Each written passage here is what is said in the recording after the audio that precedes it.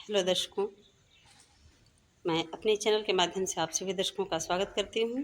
और आज मैं बताऊंगी हमारे भारतीय समाज में स्त्रियों की दशा और दिशा के ऊपर कि भारतीय समाज में वैदिक काल से लेकर आज तक स्त्रियों की क्या दशा रही है, किस प्रकार की स्थिति रही है। तो आइए चलते हैं। हमारे संपूर्ण काल को हिंदी साहित्य के दृष्टि से पांच भागों में विभाजित किया गया है। सबसे पहले है वैदिक काल, फिर उत्तर वैदिक काल, पूर्व मध्य काल और मध्यकाल। पांचवा है आधुनिक काल। तो आइए जानते हैं शुरू से लेकर लास्ट तक कि स्त्रियों की क्या दशा रही है।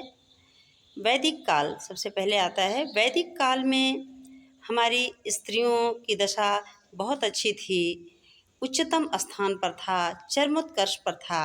कहा जाता है कि वैदिक काल में स्त्रियों को, एक पत्नी को बीमारी के समय माता के समान माना जाता था और स्त्रियों को प्रथम स्थान दिया जाता था। यहाँ तक कि हमारे जो वैदिक साहित्य हैं, इसमें स्त्रियों का नाम पुरुषों के भी पहले लिया जाता था। जैसे देखिए, रामायण काल में सीताराम, राम जी के पहले सीता जी का नाम लिया जाता था। राधे कृष्ण, राधा जी का नाम श्री कृष्ण के पहले लिया जाता था। तो इस प्रकार से वैदिक काल में स्त्रियों की दशा बहुत ही अच्छी थी। अब प्रश्न ये है कि कुछ लोगों का ये मानना है कि वैदिक साहित्यों में इस प्रकार का या हमारे धर्म ग्रंथों में वर्णन है, जैसे रामायण में सीता जी के साथ क्या स्थिति हुई, तो इन सब को देख करके यह मानते हैं कि स्त्रियों की दशा अच्छी नहीं थी। परंतु ऐसा नहीं है। स्त्रियों की दशा उस समय बहुत अच्छी थी। यदि सीता जी वन को गई थी तो श्री रामचंद्र जी भी एक राजसी जो ठाट बाट था उनका परित्याग करके वो भी उसी प्रकार से जीवन व्यतीत करते थे, बिल्कुल सन्यासियों की तरह। तो ऐसा नहीं है कि सिर्फ स्त्रियों के साथ हुआ था।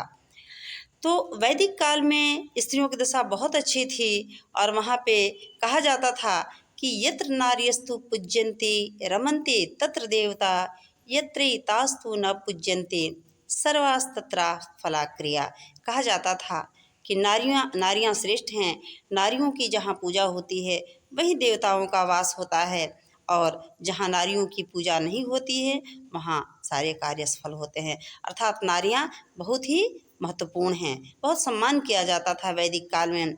बहुत सारे ऐसे उदाहरण हैं। वैदिक काल में नारियों की दशा इतनी अच्छी थी कि उनको उच्च शिक्षा दिया जाता था, उनको हर प्रकार से अधिकार प्राप्त थे। जैसे है कुछ स्त्रियों के नाम हैं, अपाला हैं, घोषा हैं, अनुसुईया है, विद्योत्मा है।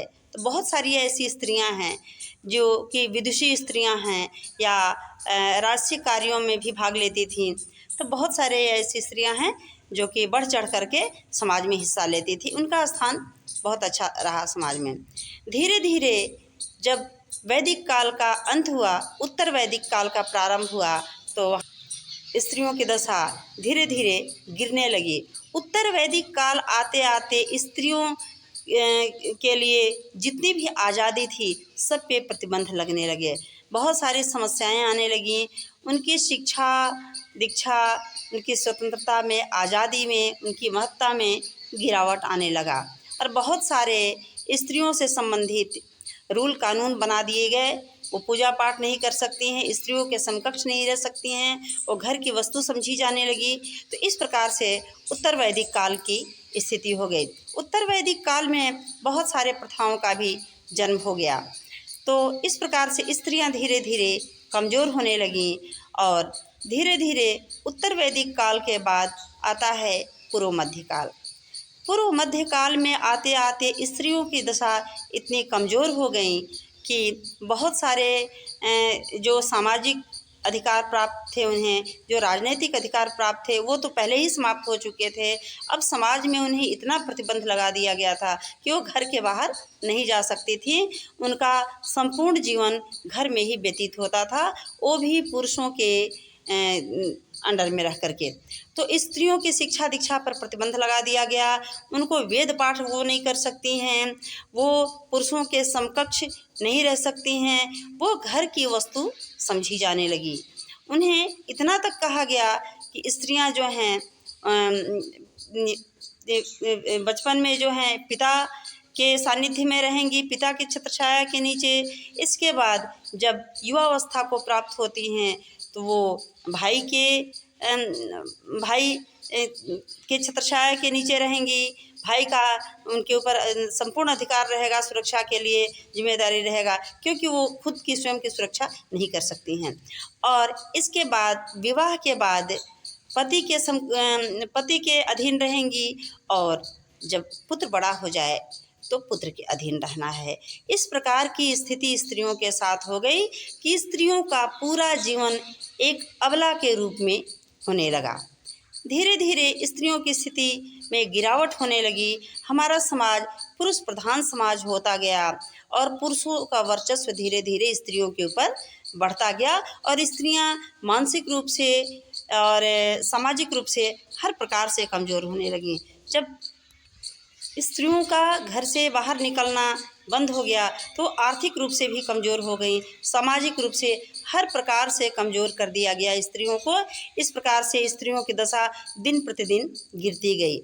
मध्यकाल आते आते स्त्रियों की स्थिति बद से बदतर हो गई, क्योंकि मध्यकाल में मुग़लों का आगमन हुआ हमारे देश में, और जैसे ही मुग़ल का शासन हुआ वैसे ही मुस्लिम स्त्रियों की कंडीशन तो बहुत ख़राब हो गई, और हिंदू स्त्रियों की स्थिति भी बद से बदतर हो गई। हिंदू स्त्रियों का घर से बाहर निकलना दूभर हो गया। उनकी शिक्षा दीक्षा हर चीज़ पर पूर्ण रूप से प्रतिबंध लगा दिया गया। पर्दा प्रथा की शुरुआत हो गई, बाल विवाह की शुरुआत हो गई। स्त्रियों की विवाह की आयु घटकर और कम हो गई, 8 से 9 वर्ष हो गई, बल्कि पूर्व मध्यकाल में 12 से 13 वर्ष उनकी आयु रखी गई थी, लेकिन मध्यकाल में आते आते उनकी आयु और घट गई। उनका जल्दी विवाह हो जाता था, क्योंकि माता पिता को हमेशा स्त्रियों की असुरक्षा का, उनकी लड़कियों की असुरक्षा का भय बना रहता था। तो इस प्रकार से बहुत खराब होती गई स्त्रियों की दशा, और मध्यकाल में एकदम स्त्रियों की स्थिति खराब हो गई। और बहुत सारे जैसे विधवा विवाह, पुनर्विवाह पे निषेध लगा दिया गया मध्यकाल में, और बहुत सारी ऐसी प्रथाएं प्रचलित हो गई जो कि स्त्रियों को बाहर नहीं निकलने देती थी और स्त्रियों को उभरने नहीं देती थी वो समाज। तो इस प्रकार से स्त्रियों की स्थिति हो गई। धीरे धीरे मध्यकाल का समापन हुआ और आधुनिक काल की शुरुआत हुई। आधुनिक काल में धीरे धीरे इस प्रकार की स्थिति को देखकर समाज के कुछ लोग आगे आए, सामने आए और स्त्रियों की दशा को सुधारना चाहे। पहले कहा जाता था, बहुत सारे कवियों ने कहा है ऐसी स्थिति को देखकर कि अबला जीवन है तुम्हारी यही कहानी, आंचल में है दूध और आंखों में है पानी। इस तरह की उनकी कंडीशन को देखते हुए कहा है। परंतु धीरे धीरे कुछ लोगों ने ऐसी स्थिति को देख करके कि जो स्त्रियां जन्मदात्री हैं, सृष्टिकर्ता हैं, ऐसी स्त्रियों के साथ अच्छा बर्ताव समाज में नहीं किया जा रहा है, इन्हें भी उभरना चाहिए, इन्हें भी समाज के प्रत्येक क्षेत्र में भागीदारी इनकी होनी चाहिए। तो ऐसी स्थिति, ऐसा मन में विचार करके कुछ लोगों ने आगे आए, कुछ लोगों के द्वारा आगे आया गया और वो लोग बहुत सारी प्रथाओं का उन्होंने विरोध किया। जैसे बाल विवाह का अंत किया गया, विधवा पुनर्विवाह निषेध चालू किया गया। पहले मध्यकाल में बहुपत्नी विवाह का प्रचलन हो गया था, उस बहुपत्नी विवाह के प्रचलन पर प्रतिबंध लगाया गया। और आज के समय में तो हमारे समाज में हिंदू मैरिज एक्ट के अनुसार एक पत्नी को रहते हुए दूसरा विवाह निषेध है, दूसरा विवाह नहीं किया जा सकता है, नहीं तो कानूनी रूप से उसे दंडित किया जाएगा। इस प्रकार की व्यवस्था हमारे कानून के द्वारा किया गया है। और आज स्त्रियां आज के समय विविध क्षेत्रों में जा रही हैं, प्रत्येक पदों पे जा रही हैं और सामाजिक कार्यों में, राजनीतिक कार्यों में, प्रत्येक क्षेत्र में बढ़ चढ़कर हिस्सा ले रही हैं और आगे बढ़ रही हैं। तो धीरे धीरे स्त्रियों की स्थिति आधुनिक काल में सुधर रही है और आज इतनी सुधर गई है कि स्त्रियां जो हैं प्रत्येक क्षेत्र में बढ़ चढ़ करके भागीदारी निभा रही हैं, यहाँ तक कि पुरुषों के साथ कंधे से कंधा मिला करके चल रही हैं। अब स्त्रियां कमज़ोर नहीं रही हैं, अब अबला नहीं रही हैं। इसमें किसी कवि ने कहा है कि स्त्री तुम श्रद्धा हो, विश्वास हो, इस प्रकार से पंक्तियां हैं। तो स्त्रियों को सम्मान की दृष्टि से देखा जाने लगा है और स्त्रियों की स्थिति पहले से काफ़ी सुधर गई है। परंतु कुछ हम स्त्रियों की स्थिति के बारे में चर्चा करना चाहेंगे, आधुनिक काल की दशा के बारे में, कि आधुनिक काल में स्त्रियों की स्थिति में काफ़ी सुधार हुआ है और स्त्रियां आज प्रत्येक क्षेत्र में बढ़ चढ़ करके भाग ले रही हैं, आगे भी हैं। परंतु कुछ समाज का कुछ वर्ग हमारा अभी भी बचा हुआ है जो कि पुरानी चीज़ों के घेरे में बंधा हुआ है। वो भी पुरानी प्रथाओं को और रीति रिवाज को तोड़ने में सक्षम नहीं है, क्योंकि कभी कभी जो सक्षम नहीं है, जो वर्ग अशिक्षित रह गया है, जो वर्ग कमज़ोर और पिछड़ा रह गया है, यदि उस वर्ग से कोई भी व्यक्ति, साधारण वर्ग के लोग, मध्यम वर्ग के लोग यदि कभी आवाज़ उठाना भी चाहते हैं तो हमारा अंधा और बहरा समाज और कभी कभी कानून उसे न्याय नहीं दिला पाता और वो बुरी तरह कुचल करके रह जाते हैं, कुचली हुई अवस्था में रह जाती हैं। उनकी स्थिति और ख़राब हो जाती है, वो उस समाज के लिए निंदनीय बन जाती हैं। तो ऐसी स्त्रियों की दशा है। आज हमारे भारतीय समाज में स्त्रियों की दशा बहुत अच्छी हो गई है। प्रत्येक क्षेत्र में, प्रत्येक दिशा में उनकी स्थिति मजबूत हुई है, परंतु संपूर्ण रूप से अभी स्त्रियों की स्थिति में सुधार नहीं आ पाया है।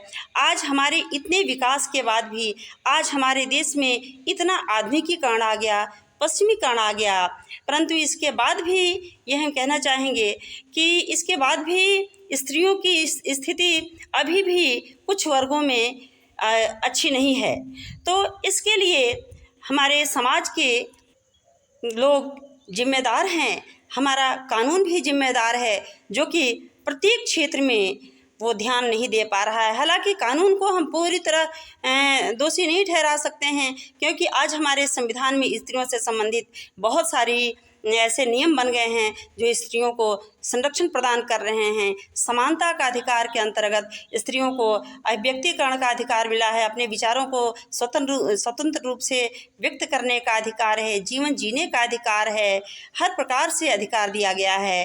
धारा 15 में तो स्त्रियों से संबंधित ये भी बताया गया है कि उन्हें कोई अपमानजनक जो कोई ऐसी प्रथा होती है उनके जीवन में, तो उस प्रथा को तोड़ सकते हैं और गर्भावस्था के समय में और प्रसूति काल में उन्हें राज्य द्वारा संरक्षण भी प्राप्त किया जाएगा। परंतु फिर भी अभी संपूर्ण रूप से स्त्रियों की दशा में सुधार नहीं हो पाया है। और हम कहना चाहेंगे कि कहाँ गए वो लोग, कहाँ गए समाज, ऐसे लोग जो कि समाज के प्रति अपने आप को जिम्मेदार ठहराते हैं, जिम्मेदार कहते हैं, जो कि आज हमारा देश इतना विकास कर गया है, इतने विकास के बावजूद भी वो स्त्री जो कि जन्मदात्री है, जो कि सृष्टि का सृजन करने वाली है, जो कि पुरुषों को भी जन्म देती है और उनके अंदर पौरुषता सिखलाती है, तो वो स्त्री ही है।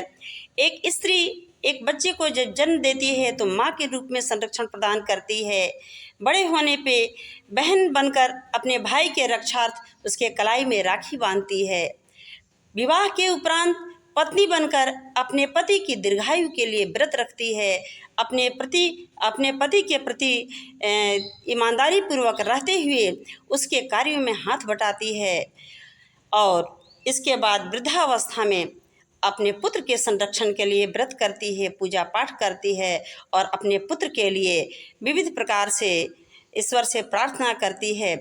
तो ऐसी स्त्री के लिए कहाँ गया वो कानून, कहाँ गया वो हमारा समाज जो कि अभी भी ध्यान नहीं दे पा रहा है। हमारा स्त्री का जो एक वर्ग है वो अभी भी वंचित रह गया है ऐसे कार्यों से, जो कि एक स्त्री को पुरुषों की स्वतंत्रता से आज़ादी दिलाए और जो परंपराओं की बेड़ियां हैं जो पुरानी परंपराएं हैं उनसे आज़ादी दिलाए। तो हम कहना चाहेंगे कि आज हमारे सरकार को और हमारे समाज को स्त्रियों से संबंधित अभी और ध्यान देने की आवश्यकता है, उसकी सुरक्षा के लिए, उसकी प्रतिष्ठा के लिए, उसके सम्मान के लिए। क्यों कि जिस देश की स्त्री कमज़ोर रहेगी तो उस देश का भविष्य कभी भी उज्जवल नहीं हो सकता है, क्योंकि एक पुरुष पढ़ता है तो सिर्फ एक घर को साक्षर करता है, एक घर को चलाता है, परंतु एक स्त्री साक्षर होती है, एक स्त्री योग्य होती है तो दो दो जीवन को, दो दो घरों को जीवन प्रदान करती है। धन्यवाद।